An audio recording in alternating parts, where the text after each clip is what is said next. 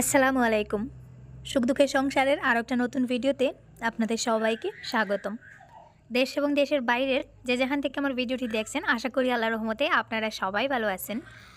আর মহান আল্লাহ রাব্বুল আলামিনের অশেষ রহমতে আলহামদুলিল্লাহ আমরা সবাই ভালো আছি।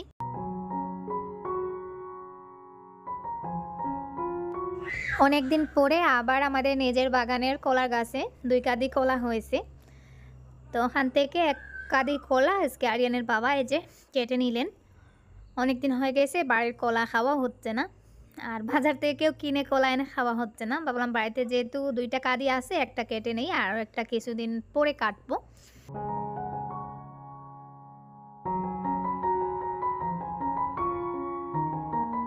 আজকে অনেকদিন পরে হঠাৎ মনে হলো একটু মটর রান্না করি।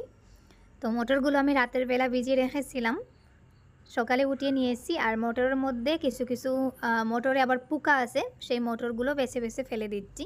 তারপরে প্রেসার কুকারে সেদ্ধ বসিয়ে দেবো।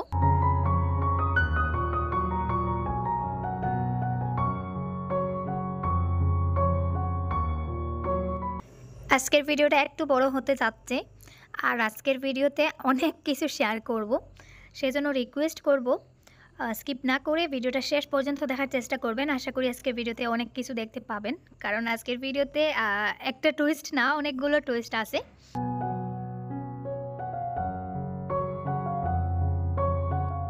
আজকে সকালে অন্য কোনো কাজকর্ম শেয়ার না করে সোজা চলে এসেছি রান্নাবান্নায়। ওইদিকে আমি মটরগুলো প্রেসার কুকারে বসিয়েছিলাম, মটরগুলো সেদ্ধ হয়ে গেছে। এখন আমি মটরটা রান্না করে নেব। এখানে 5 ফোড়ন কাঁচামরিচ দিয়ে একটু ফোড়ন দিয়ে তারপরে পেঁয়াজ কুচিগুলো একটু ব্রাউন কালার করে ভেজে এখন বাটা মশলা দিয়ে দিচ্ছি। এখানে একটু আদা, রসুন আর পেঁয়াজ বাটা আছে, তিনটাই একসাথে করে পেস্ট করেছি। আর দিয়ে দিয়েছি একটা তেজপাতা।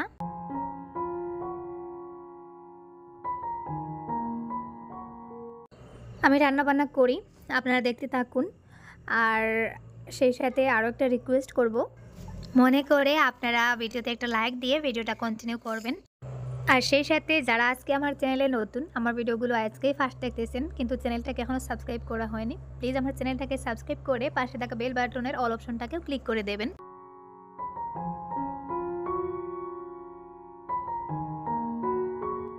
মটরগুলো সেদ্ধ হয়ে গেছে, আমি এখানে একটা আলু ছোটো ছোটো করে কেটে নিয়েছি। তো ঘুগনির মতন করে আর কি রান্না করব। অনেকে এটাকে ঘুগনি হিসাবেও খায়, লুচির সাথেও খাওয়া যায়, আবার পরোটার সাথেও খাওয়া যায়, আবার ভাতের সাথেও খাওয়া যায়। তো সেই হিসাবে আর কি রান্না করব। সকালে পরোটা দিয়ে নাস্তা করব, তারপরে আবার যেটুকু থাকবে ফ্রিজে তুলে রেখে দেবো, অথবা ভাতের সাথে খেয়ে নেব।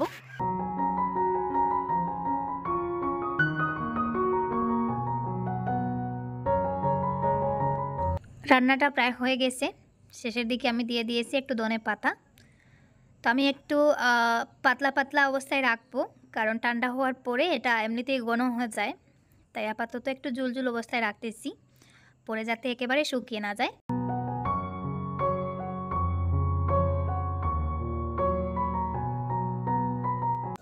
গতকাল সারা রাত এখানে একটা জেসিবি মাটি কেটেছে আমাদের নিচে যে বাড়িটা, ওই বাড়ির পেছনে যে দেখুন আমাদের উঠোনের পাশ দিয়ে অনেকটা জায়গা কেটে নিয়ে গেছে।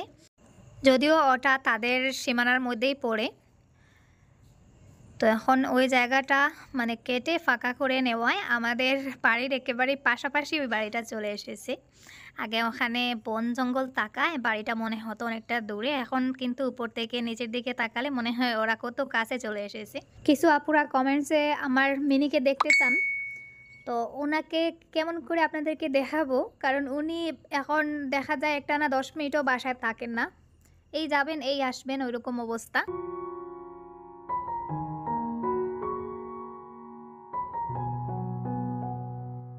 সকালে নাস্তায় আজকে পরোটা করব। পরোটার জন্য আটাগুলো আমি আগেই মেখে রেখে দিয়েছিলাম, এখন ওইদিকে রান্নাবান্না শেষ করে পরোটাগুলো বেলতে বসেছি। তো আজকে যে স্কোয়ার টাইপ করে রুটিগুলো বেলবো।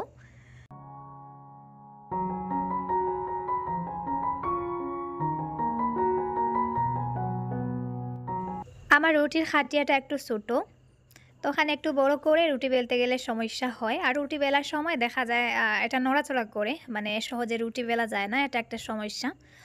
তো তো ভাবতেছি আস্তে আস্তে খাটিয়াটা চেঞ্জ করে নেব। আসলে মার্কেটে অনেক দিন যাই, কিন্তু যাওয়ার পরে আসলে ওই ছোটোখাটো বিষয়গুলো মাথায় আসে না।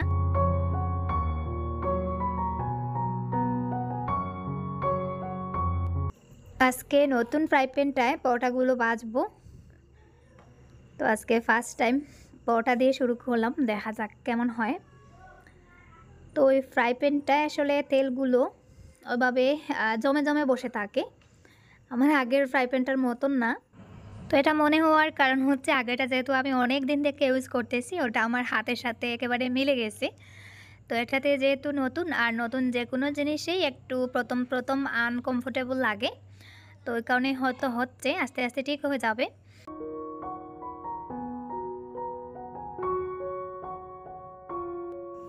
রুটিগুলো একটু পাতলা করে বেলেছিলাম, আর আমি তো নর্মালি গোল রুটি করি, আজকে ভাবলাম রুটির শেপটা একটু চেঞ্জ করে নেই, দেখা যাক কেমন লাগে।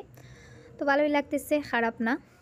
আর এটার শেপটা দিতে গিয়েও পারিনি, রুটির খাটিয়াটা সমস্যা করছিল, তাই একটা কোণ একেবারেই গেটে গেছে।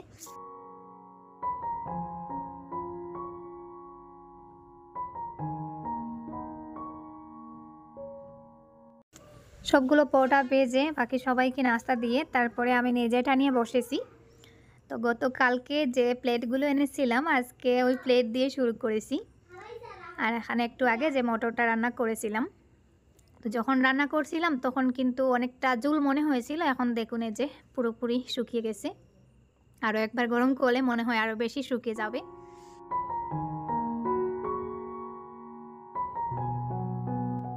বাকিদের খাওয়া দাওয়া শেষ, আমরা মাছ এলে একটু পেছনে রয়েছিলাম। তো মাছ এলে একসাথে দুইজনের খাবার দুই জায়গায় নিয়ে বসে বসে খাচ্ছি। গতকালকে যে মাংসগুলো রেখেছিলাম আজকে সবকটা মাংস একসাথে রান্না করে নেব। আজকে আমার একটু বেরোতে হবে, মানে বাবার বাসায় যাব, আর আগামীকালকে আসব। তো ওই কারণে আর কি মাংসগুলো ভাবলাম একসাথে বেশি করে রান্না করে নেই, আর সেই সাথে আরও একটা কিছু রান্না করে যাব। তো আমি যদি বাবার বাসায় যাই তাহলে যাওয়ার আগে সব কিছু রেডি করে রান্নাবান্না করে তারপরে যেতে হয়। তো একটু বেশি করে রান্নাবান্না করে রেখে গেলে দেখা যায় আর বাবার বাসায় গেলেও একটু শান্তিতে থাকা যায়, পেছন দিকে আর কোনো পিছুটান থাকে না যে রান্নাবান্না আছে ওরা খাবে আর ঘুমাবে।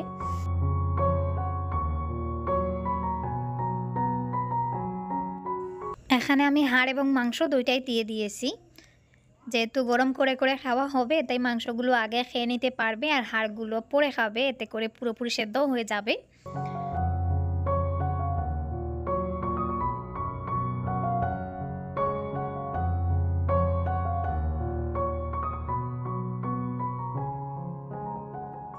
মাংসতে এখনও আমি কোনো পানি অ্যাড করিনি, সেই মশলা দিয়ে মেখে বসিয়েছিলাম, এখনও মাংস থেকে যে পানি বের হয়েছে সেটা দিয়ে মাংসটা কষাচ্ছি। মাংসটা কষাতে কষাতে প্রায় সেদ্ধ হয়ে গেছে, হাড়গুলো একটু শক্ত রয়েছে, ওই অবস্থায় দিয়ে দিচ্ছি 2-3টা আলু। আলুটা দিচ্ছি আরিয়ানের জন্য, আরিয়ান গরু মাংস খায় না, তো ওকে আলুগুলো উঠিয়ে ধুয়ে ধুয়ে দিব, ও খেতে পারবে।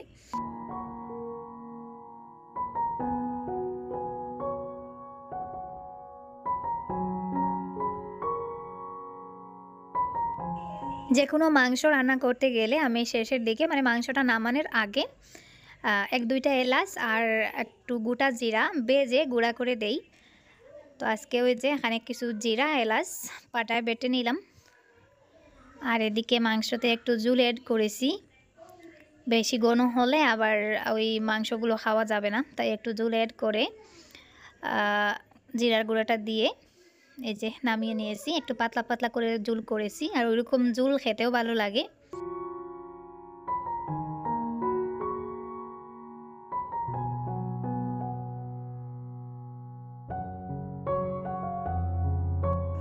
খাবার খেতে বসে গেছি, আজকে খুব তাড়াহুড়ো করে রান্নাবান্না করেছি, তাই আর ডিটেলসে সব কাজকর্ম শেয়ার করিনি।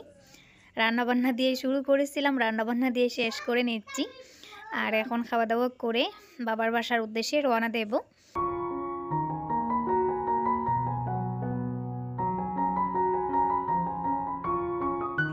তো রাস্তায় আর ক্যামেরা অন করিনি, সোজা বাড়ির পাশে চলে এসেছি।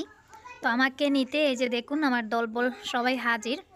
তো আমার সাথে সাথে ৩ জন যাচ্ছেন, আর আগে কিন্তু আরও কয়েকজন অলরেডি আরিয়ানকে নিয়ে দৌড়ে দৌড়ে চলে গেছেন।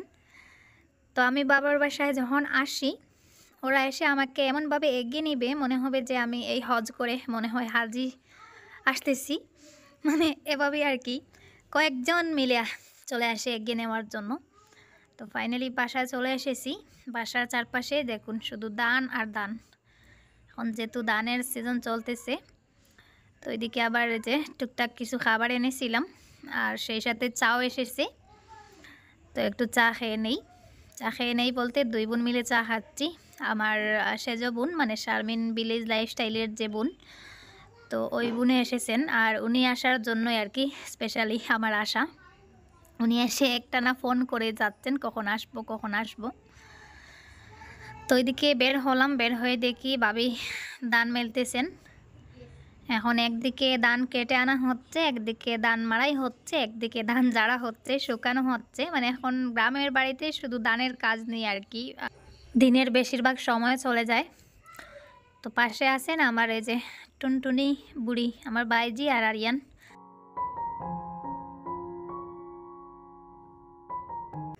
খাওয়া দাওয়া করে বিকালের দিকে একটু বাড়ির পাশে আর কি মাঠের মধ্যে নেমে এসেছি। এখানে এসে দেখি বাচ্চারা এই যে নেড়ার মধ্যে খেলা করতেছে। তো ওদের খেলা দেখে আমি মানে কি বলবো, সেই ছোটোবেলার দিনগুলোতে ফিরে গেছি। সেই ছোটোবেলা মানে কখন মনে হতো দুপুরের খাবার শেষ হতো আর বিকালবেলা খেলতে বের হয়ে যেতাম, আর এইভাবে নেড়ার মধ্যে দৌড়াতে দৌড়াতে পা একেবারে নেড়ায় কেটে ফেলতো। তারপরে বাড়িতে এসে মায়ের বোকা খেতাম। তো ওরা দৌড়াদৌড়ি করতেছে, আমি দাঁড়িয়ে দাঁড়িয়ে একটু দেখলাম, আর ছোটোবেলার সেই দিনগুলোতে ফিরে গেলাম, কিভাবে খেলতাম। তো দাঁড়িয়ে দাঁড়িয়ে ওইসব ভাবছি। আর এদিকে যে আবার টুকটাক সবজি লাগানো হয়েছে, ধান কেটে মানে ধান উঠিয়ে তারপরে জমি কুড়ে সেখানে আবার টুকটাক সবজি লাগানো হয়।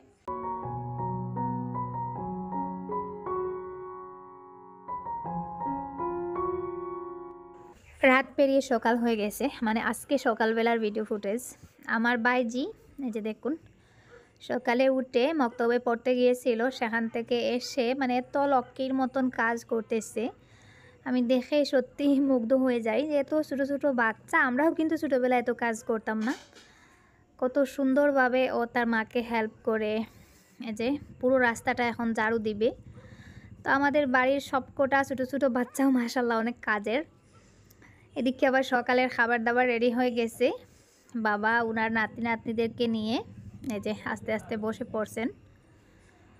তো ঠান্ডার কারণে বাবার অবস্থা একেবারেই খারাপ। বাবা সারাদিন শুয়ে থাকেন কম্বলের নিচে, মানে বের হতে চান না, অনেকটা ঠান্ডা পড়েছে। তো ওরা খেয়ে নিলে আমরাও খেতে বসে পড়ব। এখানে আরিয়ান একটু পেছনে পড়ে গিয়েছিল, এই যে চলে এসেছে।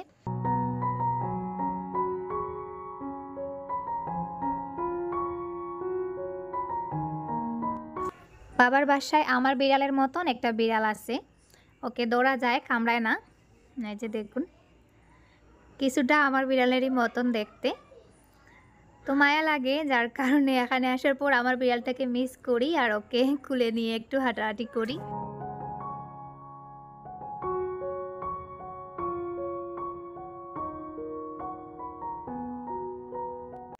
সকালের খাবার দাবার শেষ করে যে দেখুন বেরিয়ে পড়েছি বাড়ির উদ্দেশ্যে। তো আমার বোন আসায় আর কি আমিও এসেছিলাম বাবার বাসায়, একদিন 2 বোন মিলে কাটালাম। এখন আবার চলে যাচ্ছি, আমার বোন আমাকে এগিয়ে দেওয়ার জন্য যাচ্ছেন। তো বিকালের দিকে আবারও আমাকে মার্কেটে যেতে হবে, ওই কারণে তাড়াহুড়ো করে সকালের দিকে বের হয়ে গেছি। মার্কেটে আমার খুব দরকারি কয়েকটা কাজ আছে, ওই কারণে বাড়ি যেতেই হবে। তো মা বারবার বলতেছেন বিকালে যাবে, আমি তাড়াহুড়ো করে বেরিয়ে গেছি, আর মোবাইলটা ফেলে এসেছিলাম সেজন্য আবার ফিরে যাচ্ছি।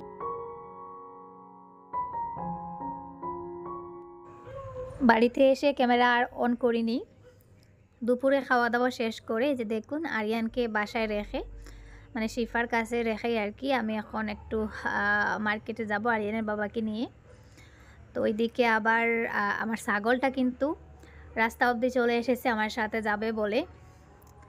তো ওকে জোর করে বাড়িতে পাঠিয়ে দিয়ে তারপরে চলে এসেছি মার্কেটে এসে প্রথমে আমার যে কাজ সেটা হচ্ছে একটা কেক অর্ডার করব।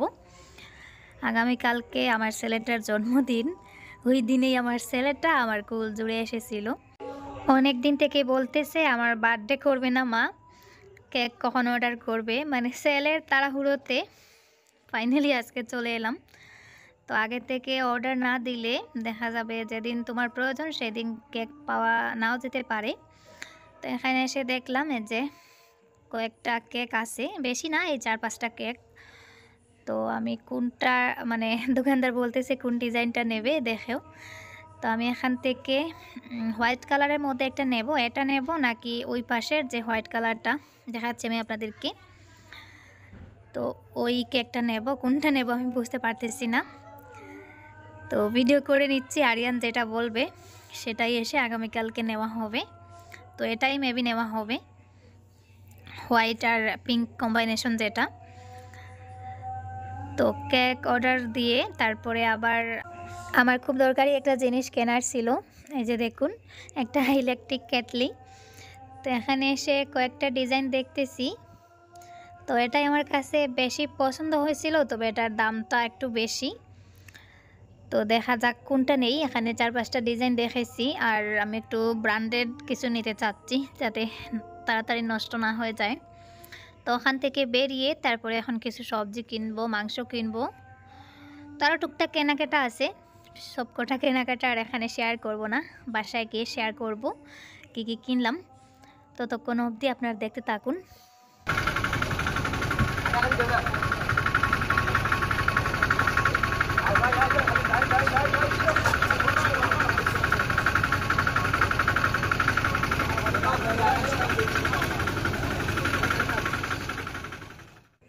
টুকটাক বাজার যেগুলো আমার কেনার প্রয়োজন ছিল, তো সেই বাজারগুলো করে নিয়ে এসেছি। এখানে হচ্ছে একটা খেজুর, 2 প্যাকেট খেজুর আনা হয়েছে, অ্যারাবিয়ান, মানে খেজুরগুলো অনেক ভালো। এখানে একটা বিরিয়ানি মশলা, যদিও বিরিয়ানি মশলা আমি গড়েই করি, তবে এখন নেই তাই নিয়ে এলাম। আর এখানে হচ্ছে বাদাম, আর কি এনেছি দেখি, এই যে এলাচ, ছোটো এলাচ।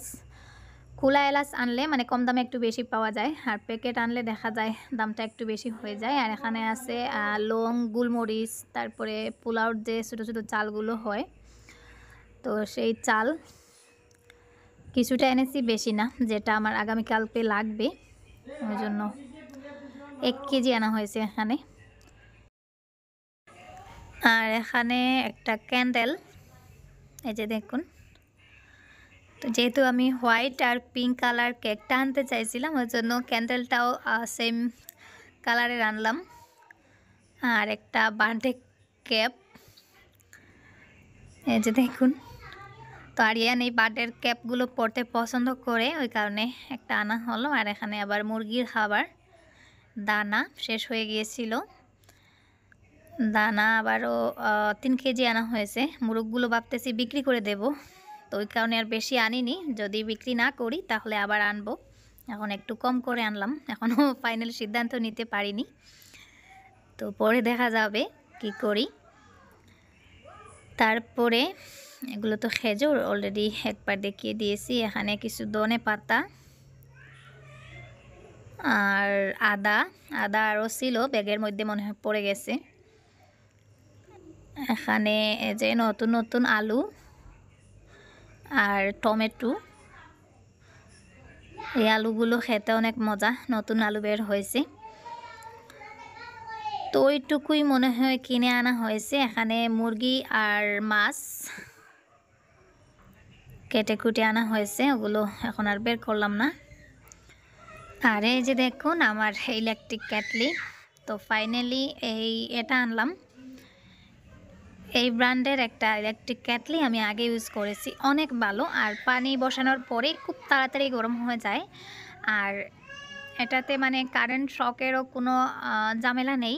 যদি বেশি গরম হয়ে যায় তাহলে অটোমেটিক অফ হয়ে যাবে, তো এই কারণে আর কি ওটা আনলাম, এশিয়ান কোম্পানির। তো যাই হোক, আজকের মতো এই পর্যন্ত। সবাই ভালো থাকুন, সুস্থ থাকুন, আল্লাহ হাফিজ, আসসালামু আলাইকুম।